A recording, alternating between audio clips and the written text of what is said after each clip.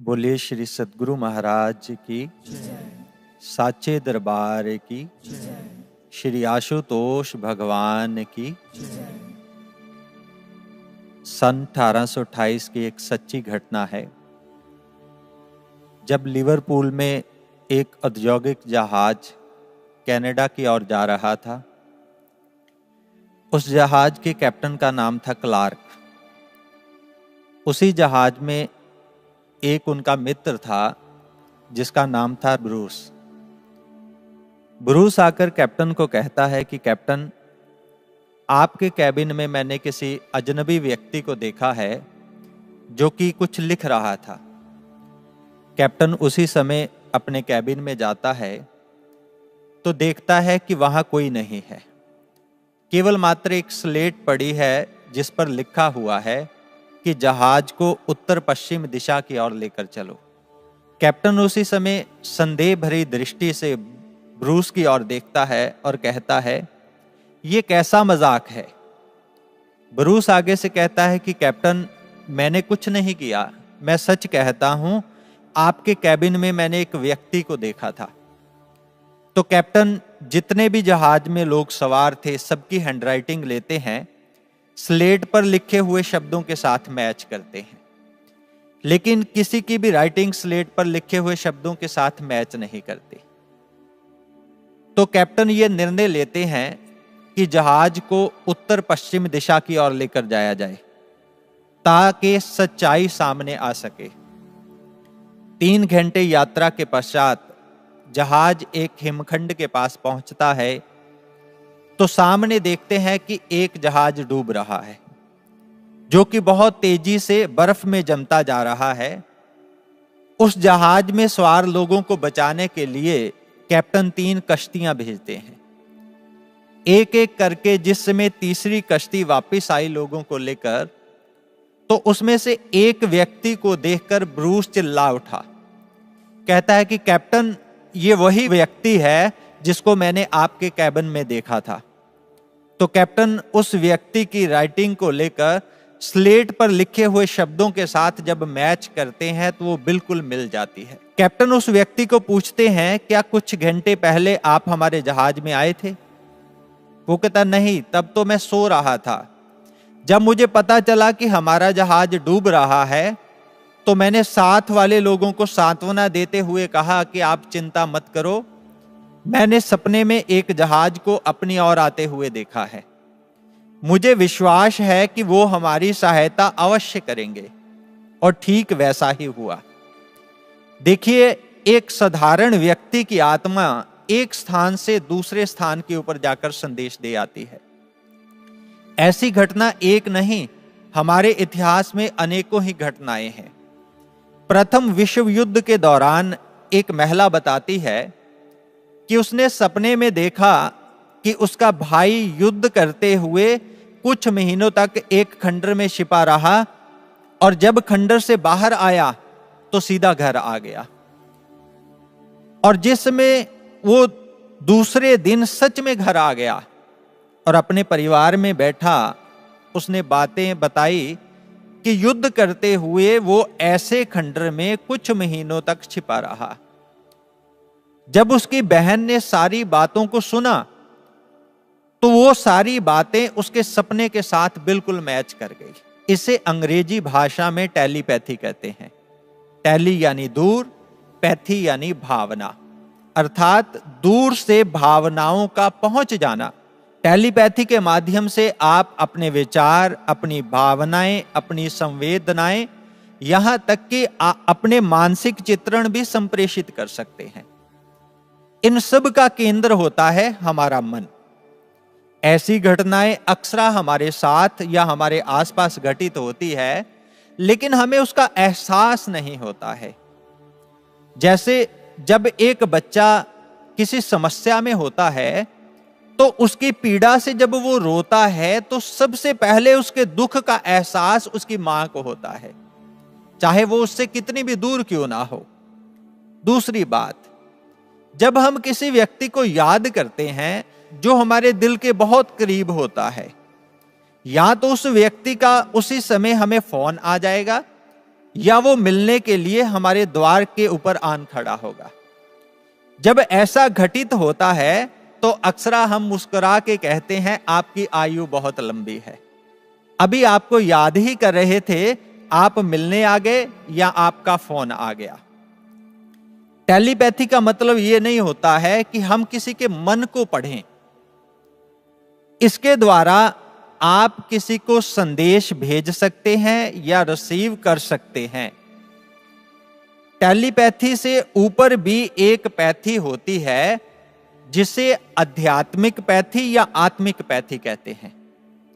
इसमें संदेश भेजने वाला और रिसीव करने वाला दोनों आत्मा के साथ जुड़े होते हैं। इस आध्यात्मिक पैथी का प्रयोग रामायण में किया गया, जिसमें राक्षस रावण द्वारा माता सीता का अपहरण होता है। तो ये बात जिस समय भरत जी को पता चलती है तो भरत जी श्री राम को संदेश भेजते हैं, क्या आपकी सहायता के लिए मैं सेना भेजूं? श्री राम उसे मना कर देते हैं। भरत जी द्वारा विशेष समय में ध्यान किया गया और उसी ध्यान की पद्धति के द्वारा श्री राम को संदेश भेजा गया। श्री गुरु अमरदास महाराज जी, उनके शिष्य हुए हैं भाई जेठा जी, जो कि बाद में श्री गुरु रामदास महाराज जी कहलाए। वो गुरु आज्ञा के अनुसार अकबर को मिलकर लाहौर होते हुए वापस गुरु दरबार आ रहे हैं। रास्ते में चूना मंडी बाजार में एक दुकान के ऊपर मखमली कपड़ा लटका हुआ देखते हैं और उनके मन में विचार आता है, काश इस कपड़े को मैं खरीदूं और चोला बनवाऊं। जब गुरु महाराज जी इस चोले को पहनेंगे तो कितने सुंदर लगेंगे। ये भाव इतने प्रेम पगा थे, इतने प्रबल थे। दूसरी ओर श्री गुरु अमरदास महाराज जी दरबार में उपस्थित हैं। अचानक अपनी दोनों बाजुएं ऊपर करके ऐसा अभिनय करना शुरू कर देते हैं कि जैसे वो चोला पहन रहे हों। पास खड़ा सेवादार पूछता है, गुरुदेव ऐसा अभिनय क्यों, ऐसी लीला क्यों? श्री गुरु अमरदास महाराज जी मुस्कुरा के कहते हैं, भाई जेठा जी चूना मंडी बाजार में एक दुकान के ऊपर खड़े होकर प्रेम भावों से हमें चोला पहना रहे हैं और हम उसके प्रेम भावों को स्वीकार करते हुए उस चोले को पहन रहे हैं। गुरु प्रिय साधकों, यहां पर एक सतगुरु तक संदेश भेजने के लिए भारी भाषा की आवश्यकता नहीं होती है, केवल और केवल एक आत्मिक संवाद। इसी आत्मिक संवाद के साथ एक शिष्य परमानंद की अनुभूति करता है। शिष्य की हर समस्या का समाधान इस मंच से बहुत बार अपने श्री मुख से ये बात कही, आप टेलीफोन के द्वारा नहीं, अंदर से मेरे साथ जुड़े। गुरु प्रिय साधकों, इसकी एक प्रत्यक्ष उदाहरण हम आपके समक्ष रखते हैं। एक शिष्य हैं जिन्हें भजन लिखने और गाने का बहुत शौक है। वो बताते हैं कि उनके घर में सप्ताह में एक बार सामूहिक साधना होती है। आसपास की संगत वहां इकट्ठी होती और साधना करती। साधना के पश्चात वह प्रेमी गुरु महाराज जी के स्वरूप के आगे बैठकर भजन गाता और सारी संगत उसका आनंद लेती। यह सिलसिला ऐसे ही चलता रहा। कुछ महीनों बाद जब वह प्रेमी गुरु महाराज जी के दर्शनों के लिए नूर महल गया, महाराज जी के संगत में बैठकर वो दर्शनों का आनंद ले रहा है और गुरु महाराज जी बहुत प्रसन्न है। वह प्रेमी खड़ा होकर हाथ जोड़ के कहता है कि गुरुदेव, मैं आपको एक भजन सुनाना चाहता हूं। गुरु महाराज जी उसे आज्ञा दे देते हैं। वह प्रेमी भजन गाना शुरू कर देता है।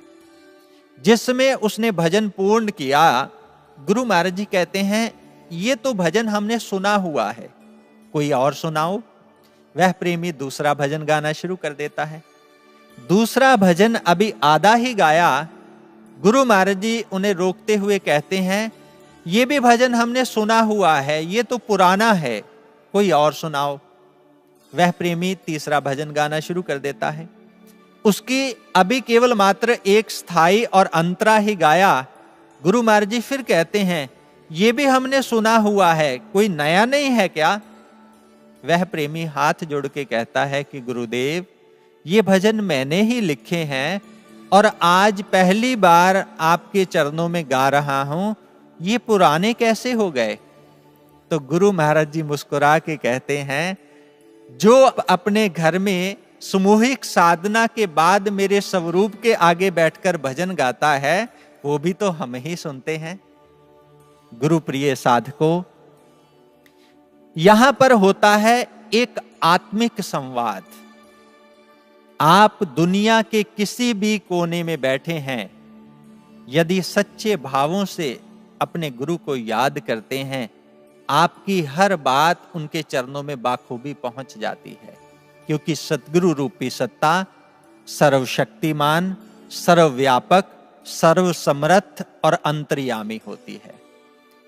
किसी भक्त ने बहुत अच्छा कहा, तुमसे भला क्या छिप पाएगा, तुम तो अंतर्यामी हो। बिन मांगे सब देने वाले तुम प्रभु महादानी हो। अपनापन तेरे जैसा और कहीं नहीं मिल सकता है, तेरे निश्चल प्रेम को पाकर जीने का ढंग आता है।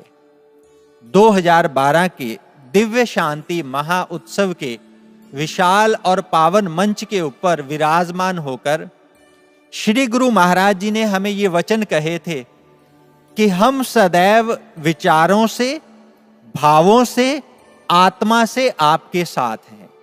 ये गुरुदेव की बात 100% सत्य है। जो हमारे इतने करीब होगा, वही तो हमारे दिल के हर भाव को जान पाएगा। सबसे बड़ी बात, एक बार गुरु महाराज जी को किसी साधक ने प्रश्न किया, गुरु महाराज जी, बहुत बार हमारा दिल करता है कि हम आपसे बात करें, परंतु मैं विदेश में रहता हूं, ऐसा संभव नहीं है कि मैं आपसे बात कर पाऊं। फिर आपके स्वरूप के साथ ही बातें कर लेता हूं या अपने भाव प्रार्थना के रूप में आपके चरणों में अर्पित कर देता हूं। गुरुदेव, क्या हमारे भाव, क्या हमारी प्रार्थनाएं आपके चरणों तक पहुंचती है? आप उसे सुनते हैं? गुरु महाराज जी कहते हैं, शास्त्रों में वर्णित है, चींटी के पग घुंघरू बाजे तो भी साहिब सुनता है। यदि एक चींटी के पांव में घुंघरू बांध दिए जाएं, उसकी आवाज भी साहिब के कानों तक पहुंचती है। फिर आप तो ब्रह्म ज्ञानी साधक हैं, आपकी प्रार्थना कैसे अनसुनी हो सकती है? सबसे बड़ी बात, यदि हमारा हृदय भाव युक्त है तो हम दूर होते हुए भी अपने गुरु के पास हैं।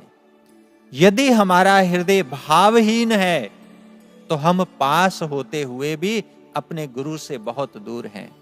गुरु महाराज जी ने कहा, आप चाहे दुनिया के किसी भी कोने में रहते हैं, मायूस मत हो।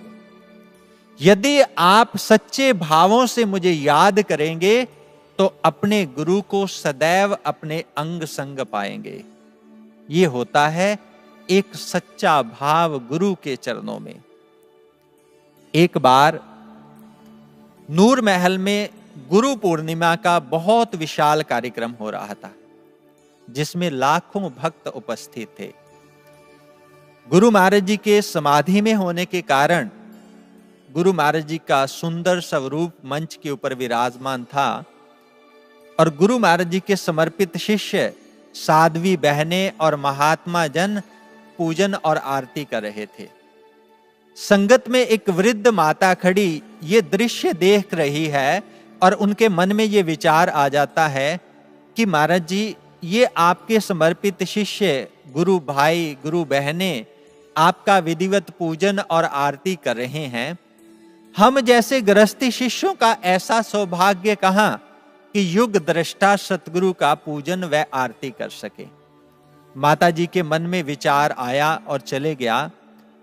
आरती के बाद सारी संगत को कुछ समय के लिए ध्यान में बिठाया गया। जब सारी संगत ध्यान में बैठी, वह वृद्ध माता भी ध्यान में बैठी है और अपने घट में गुरु महाराज जी के दर्शन करती है। गुरु महाराज जी उसे प्रकट होकर कहते हैं कि तू मेरी आरती करना चाहती है ना, ये ले आरती का थाल और कर ले मेरी आरती। वह माता जी खुशी से उस आरती के थाल को पकड़ते हैं और गुरु महाराज जी की पावन आरती अपने भावों से करते हैं। आरती के बाद गुरु महाराज जी के चरणों में प्रणाम करते हैं। सबसे पहले गुरु महाराज जी आरती के पश्चात उन्हें आशीर्वाद देते हैं और कहते हैं, सुन, अपने पति को कहना कि मेरे मस्तिष्क के ऊपर तिलक छोटा लगाया करे। गुरु प्रिय साधकों, वास्तविकता ये थी कि उस माता का पति हर रोज काम पर जाने से पहले जो घर में गुरु महाराज जी का स्वरूप था उसके ऊपर बहुत बड़ा तिलक किया करता था। गुरु प्रिय साधकों, जिस समय एक साधक का गुरु चरणों के साथ नाता आत्मा से जुड़ जाता है तो आपके भावों को गुरु चरणों तक पहुंचने से कोई नहीं रोक सकता है। वहां पर होता है एक भावों का गुरु और शिष्य का मिलन। कुछ प्रेमी ये बात कहते हैं, कई बार ऐसा होता है कि बार बार प्रार्थना करने पर भी गुरु चरणों तक हमारे भाव नहीं पहुंचते हैं। या यूं कहिए कि जब हम किसी समस्या में होते हैं तो गुरु महाराज जी के आगे बार बार प्रार्थना करते हैं, गुरु महाराज जी कोई समाधान ही नहीं देते हैं। गुरु महाराज जी कठोर हो जाते हैं। सबसे पहली बात, गुरु चरणों तक हमारे भाव क्यों नहीं पहुंचते हैं? आए एक अनुभव के द्वारा समझते हैं। एक गुरु महाराज जी की प्रेमी शिष्य गुरु बहन, उनके घर में बहुत समस्या चल रही थी। वो बहुत परेशान गुरु महाराज जी के स्वरूप के आगे हर रोज प्रार्थना करती, गुरु महाराज जी, मैं बहुत समस्या में हूं, मेरे घर में बहुत परेशानी है, आप कृपा करें मेरी इस समस्या को दूर कर दीजिए। कई दिन ऐसे ही व्यतीत हो गए, परंतु उसकी समस्या वैसे की वैसी ही है। एक दिन वह गुरु महाराज जी के स्वरूप के आगे खड़ी है और हाथ जोड़कर कह रही है कि गुरु महाराज जी, मेरे घर में इतनी समस्या है, मैं इतनी परेशान हूं, इतनी दुखी हूं, हर रोज आपके आगे प्रार्थना करती हूं, आप मेरी प्रार्थना सुन क्यों नहीं रहे हैं? मैं इतनी परेशान हूं, आप मेरी समस्या का समाधान क्यों नहीं कर रहे हो? मैं हर रोज रोती हूं, आप सुनकर भी अनजान क्यों बने हो? जो उसके मन में गिला शिकवा था, गुरु महाराज जी के स्वरूप के आगे नाराजगी भरे भावों में कह दिया। उसके बाद दुखी मन से वो जितनी की देर साधना होती है करती है, उसके बाद सो जाती है। गुरु महाराज जी रात को उसके दिव्य स्वप्न में प्रकट होते हैं और कहते हैं, तू इसी बात से परेशान है ना कि मैं तेरी समस्या का समाधान क्यों नहीं कर रहा, मैं तेरी प्रार्थना क्यों नहीं सुन रहा, तू यही जानना चाहती है ना, तो चल मेरे साथ। गुरु महाराज जी उसे वहां ले जाते हैं जहां उसके घर में उसने गुरु महाराज जी का स्वरूप विराजमान किया हुआ था। गुरु महाराज जी वहां जाकर स्वरूप की ओर इशारा करते हुए कहते हैं कि देख, तूने मुझे कहां बिठा रखा है, सबसे पीछे। क्योंकि उस बहन ने गुरु महाराज जी के स्वरूप के आगे बहुत फोटोएं रखी हुई थी जिन्हें वह पहले मानती थी। गुरु महाराज जी कहते कि जब तू परेशान होती है, दुखी होती है, कभी किसी के आगे प्रार्थना करती है, कभी किसी के आगे प्रार्थना करती है। जो तुझे कहता है वहां माथा टेकिया, तू वहां माथा टेकने चले जाती है। जो तुझे कहता है तू वहां ये वस्तु चढ़ाया, तू वहां वस्तु चढ़ाने चले जाती है। मेरी याद तो तुझे सबसे बाद में आती है, और जब तू मेरे आगे प्रार्थना करती है, रोती है, फिर भी तेरा मन मुझ में नहीं ठहरता है, फिर भी इधर उधर भटकता रहता है। गुरु महाराज जी कहते, मैं तो तेरी समस्या का हल करने के लिए तैयार बैठा हूं, लेकिन तू मुझ पे एक निष्ठ विश्वास तो कर। आज तक तूने मुझ पर एक निष्ठ विश्वास किया ही कहां है? जब गुरु महाराज जी ने ये बात कही तो उस बहन का सर झुक जाता है। गुरु महाराज जी कहते, याद रखना, हर समस्या का समाधान गुरु चरणों के ऊपर एक निष्ठ विश्वास रख के की गई प्रार्थना में है। चिंता मत कर, नियमित गुरु का चिंतन किया कर और गुरु चरणों में पूर्ण विश्वास रख के प्रार्थना कर, सब ठीक हो जाएगा। दूसरे दिन वह बहन आश्रम में आती है, साध्वी बहन जी को सारी घटना सुनाती है और कहती है कि दीदी, सच में मैंने ज्ञान तो लिया है, परंतु आज तक गुरु महाराज जी के ऊपर मैं एक निष्ठ विश्वास नहीं कर पाई। जब भी मेरे घर में समस्या होती तो इंसान चाहता है कि उसका समाधान उसको उसी समय मिले। मेरी एक फ्रेंड है जो कि ज्योतिषाचार्य है, मैं उन्हें फोन करती कि मेरे घर में ये समस्या है, परेशानी है, मुझे इसका हल बताओ, और वह मुझे कहती तू यहां माथा टेक आ। मैं वहां माथा टेकने चले जाती। वो मुझे कहती यहां तू वस्तु चढ़ा दे, मैं वहां वस्तु चढ़ाने चले जाती। कभी मैं इधर जाती, कभी मैं उधर जाती। सच में सबसे एंड में मुझे महाराज जी की याद आती। फिर भी मेरा मन महाराज जी के ऊपर नहीं ठहरता, इधर उधर भटकता रहता। आज मुझे इस बात का एहसास हो गया है कि यदि मैंने गुरु महाराज जी के चरणों के ऊपर एक निष्ठ विश्वास किया होता तो आज इन समस्याओं में मैं भटकती ना।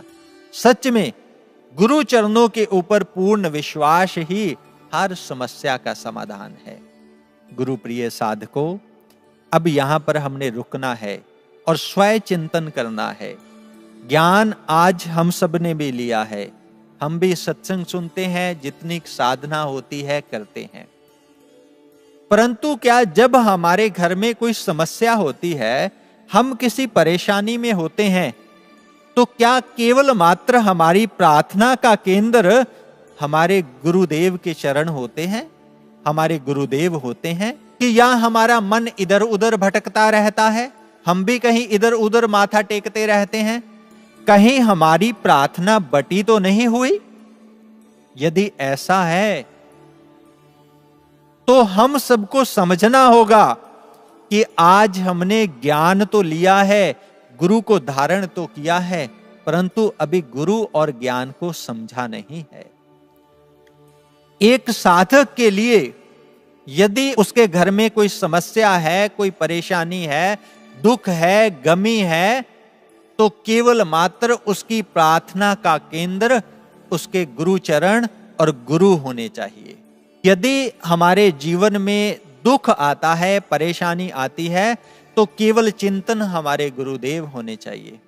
यदि हमारे जीवन में कोई सुख है, कोई उपलब्धि है, तो शुक्राना भी केवल हमारे गुरुदेव ही होने चाहिए।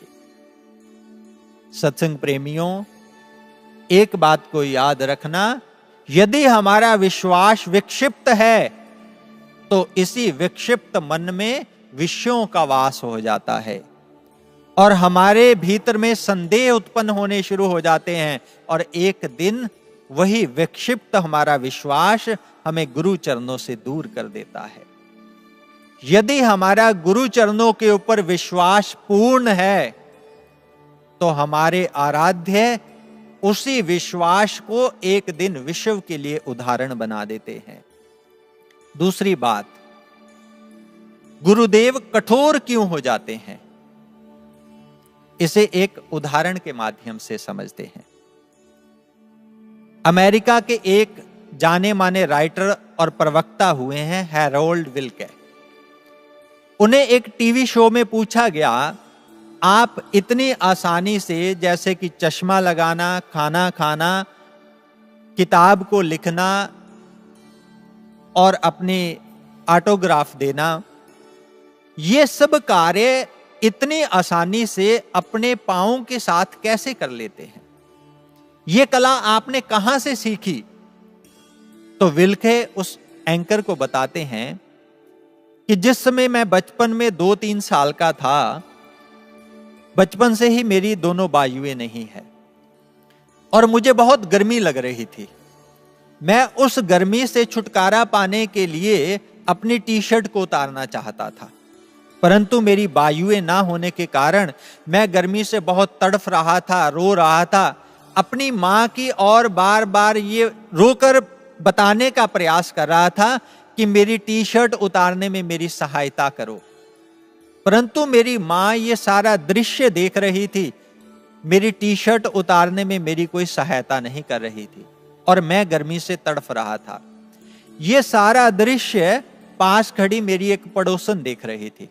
वो मेरी मां को आकर हिलाती है और कहती है, तू कैसी निष्ठुर मां है, तेरा नन्हा सा बालक कैसे गर्मी से तड़फ रहा है, रो रहा है, अपनी टी शर्ट उतारना चाहता है, तो उसकी जाकर सहायता क्यों नहीं कर देती। तो मेरी मां कहती है, I am helping him by not helping him, मैं उसकी सहायता ना करके भी उसकी सहायता कर रही हूं। विल्के कहते हैं कि यदि आज मैं उस घटना को याद करता हूं तो मुझे एहसास होता है कि मेरी मां की बायुओं का रोम रोम कैसे उस समय मेरी सहायता के लिए तड़फ रहा था। यदि वो उस समय मेरी सहायता कर देती तो आज जिस कामयाबी के मुकाम पर मैं हूं यहां पर कभी ना पहुंचता। उस समय मेरी मां ने मेरी सहायता ना करके भी मेरी सहायता की। सत्संग प्रेमियों, कई बार क्या होता है, हमारे जीवन में कोई परेशानी आती है, समस्या आती है, हम गुरु महाराज जी के आगे प्रार्थना करते हैं। यदि हमारी उस समय प्रार्थना नहीं सुनी जाती या गुरु महाराज जी हमारी बात को नहीं मानते तो हमें ऐसा लगता है कि गुरु महाराज जी कठोर हो गए हों। यदि कई बार ऐसा होता है, वो भी हमारे कल्याण के लिए ही होता है। एक बार परम वंदनीय गुरुदेव सर्वश्री आशुतोष महाराज जी को एक समर्पित शिष्य ने प्रश्न किया कि गुरु महाराज जी, कई बार हम परेशानी में होते हैं, किसी समस्या में होते हैं, हमारा मन करता है कि आप हमें पास बुलाएं, हम आपको अपनी समस्या बताएं, आप हमें सांत्वना देंगे, कोई हल देंगे, हमारी समस्या खत्म हो जाएगी या कम हो जाएगी। परंतु गुरु महाराज जी उस समय ना तो आप अपने पास बुलाते हैं, ना हमारी बात सुनते हैं, हमें ऐसा लगता है कि जैसे आप कठोर हो गए हों। तो गुरु महाराज जी कहते हैं कि जो उस समय आपकी दुख और परेशानी के कारण कर्म होते हैं वो कटने ही ऐसे होते हैं। यदि उस समय हम आपको पास बुला लें, आपकी बात सुन के आपको कोई सांत्वना दे दें, तो आपका वह कर्म वहीं पर ही रुक जाएगा और आपको आगे जाकर कई जन्मों तक पीड़ा देगा। उस समय हम थोड़े से आपके प्रति कठोर होकर जिससे आप थोड़ी सी पीड़ा महसूस करते हैं, उस थोड़ी सी पीड़ा के कारण हम आपके जन्मों जन्मों के दुखों की पीड़ा को खत्म कर देते हैं। गुरु महाराज जी तो सदैव हमारा भला ही करते हैं, लेकिन हम थोड़ी सी पीड़ा ना सहन करके अपने गुरुदेव के ऊपर गिले शिकवे करते हैं। परंतु हमारे गुरुदेव की हर अदा, चाहे वो खुशी हो चाहे वो डांट हो, हमारे कल्याण के लिए ही होती है। अब हम ऐसा जीवन में क्या करें जिससे हमारी हर बात गुरु चरणों तक पहुंच पाए और गुरुदेव हमारी बात को सुन सके।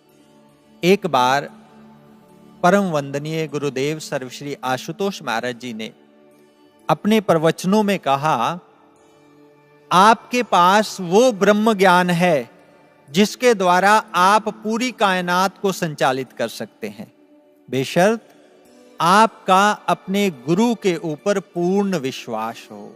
यदि एक साधारण व्यक्ति अपनी बात परमात्मा तक पहुंचा सकता है, तो एक शिष्य अपनी बात गुरु चरणों तक क्यों नहीं पहुंचा सकता। जब एक साधक पूर्ण विश्वास के साथ अपने गुरु को कोई बात कहता है, कोई प्रार्थना करता है, तो गुरुदेव उन्हें अवश्य पूर्ण करते हैं। इसकी एक उदाहरण आती है गुरु तेग बहादुर साहब के समय की। उनके एक शिष्य हुए हैं भाई फग्गू जी। उन्हें यह विश्वास था कि एक दिन गुरु तेग बहादुर साहब उनके घर में अवश्य आएंगे। और इसी विश्वास के साथ वो तैयारियों में लग जाता है। अपने घर में एक मिस्त्री को बुलाता है और कहता है कि मेरे घर का दरवाजा इतना बड़ा बना दो कि जिसके भीतर से हाथी घोड़े सब निकल सके। मिस्त्री आगे से कहता है, भाई फग्गू जी, घर का भला इतना बड़ा दरवाजा क्यों? इसमें से कौन सा हिंदुस्तान के बादशाह ने अपना लामो लश्कर लेकर जाना है? तो भाई फग्गू जी आगे से कहते हैं, यहां पर हिंदुस्तान के बादशाह का क्या काम मेरे घर में? मेरे घर में तो मेरे गुरुदेव जो पूरी कायनात के बादशाह है, उन्होंने आना है। तो मिस्त्री आगे से कहता है, दरवाजा छोटा देखकर कौन से आपके गुरुदेव वापिस चले जाएंगे?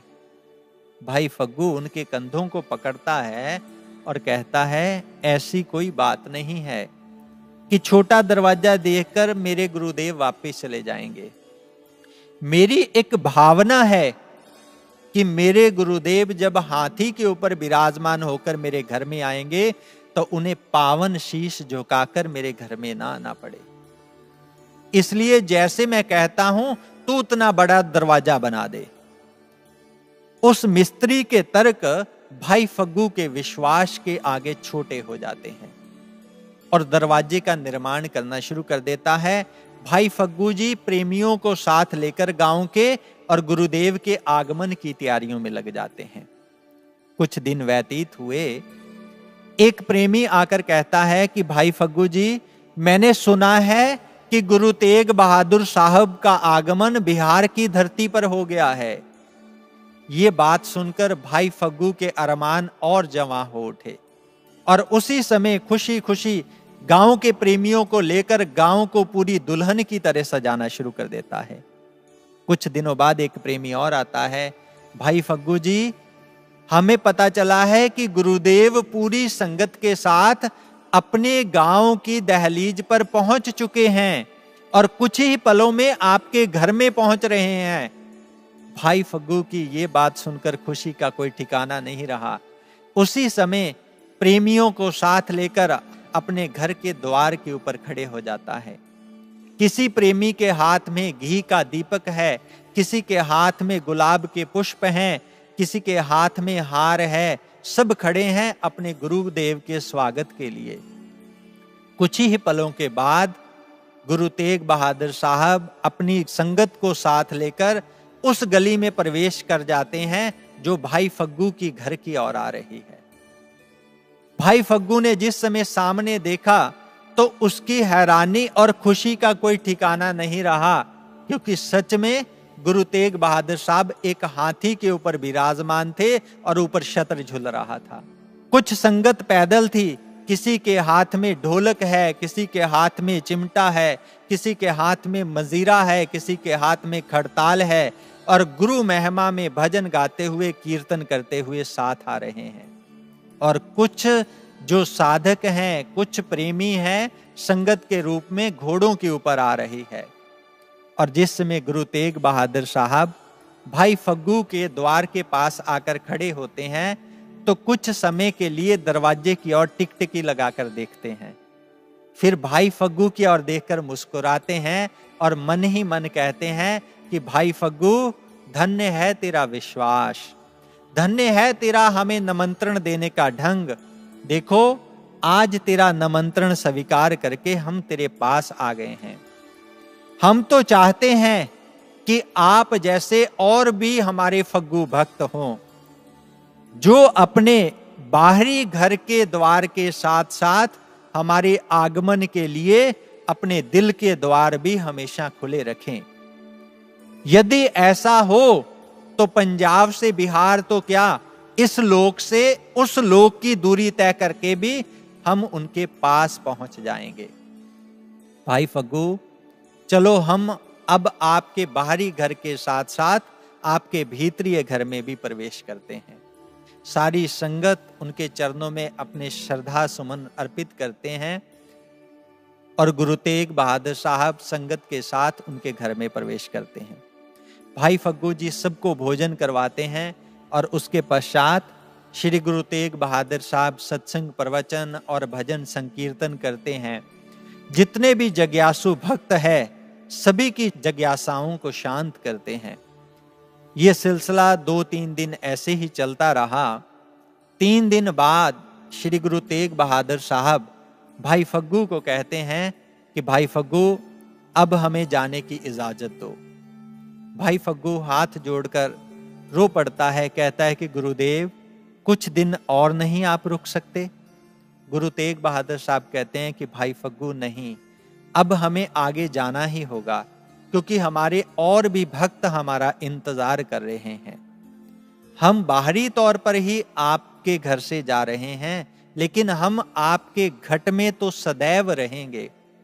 भाई फग्गू, हमारे जाने के बाद आप अपने घर के द्वार सदा के लिए बंद कर लेना, ताकि कोई बाहर से अंदर ना आ सके और हम बाहर ना जा सके। इतना कहकर गुरु तेग बहादुर साहब भाई फग्गू को आशीर्वाद देते हैं और चले जाते हैं। गुरु प्रिय साधकों, भाई फग्गू जी ने तो आध्यात्मिक टेलीपैथी के द्वारा अपने हृदय से ऐसी तरंग छेड़ी कि गुरु तेग बहादुर साहब खींचे चले आए। आप देखिए कि गुरुदेव के आगमन का कैसा दिव्य दृश्य होगा। कौन शिष्य ऐसे आगमन का साक्षी नहीं बनना चाहेगा?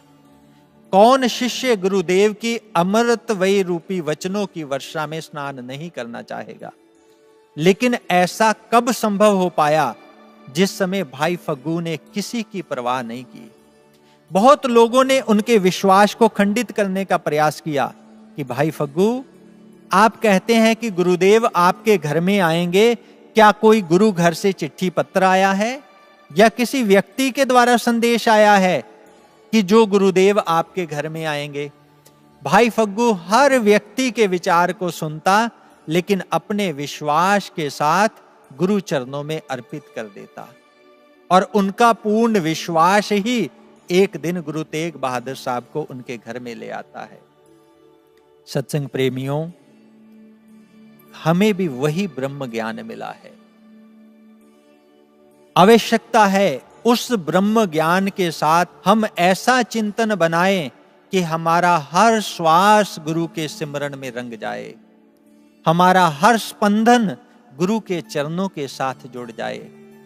हर प्रेमी भक्त के हृदय से ऐसी प्रार्थना उठे, ऐसे भाव उठें कि एक दिन हमारे गुरुदेव भी हमारी उस प्रार्थना को और हमारे भावों को स्वीकार करते हुए हमारे बारी घट के साथ साथ हमारे हृदय रूपी घट में भी प्रकट हो जाएं और हम अपने गुरुदेव की प्रसन्नता को प्राप्त कर सके। गुरु प्रिय साधकों, आए सब मिलकर गुरु चरणों में यही प्रार्थना करें, कर्मशील सेवक बन जाएं, सतत विश्वास का दीप जलाएं, आपकी कृपा से गुरु प्रिय बन जाएं, निज शिष्यत्व सफल कर पाएं, आपकी कृपा से गुरु प्रिय बन जाएं, निज शिष्यत्व सफल कर पाएं। बोलिए श्री सतगुरु महाराज की, साचे दरबार की, श्री आशुतोष भगवान की।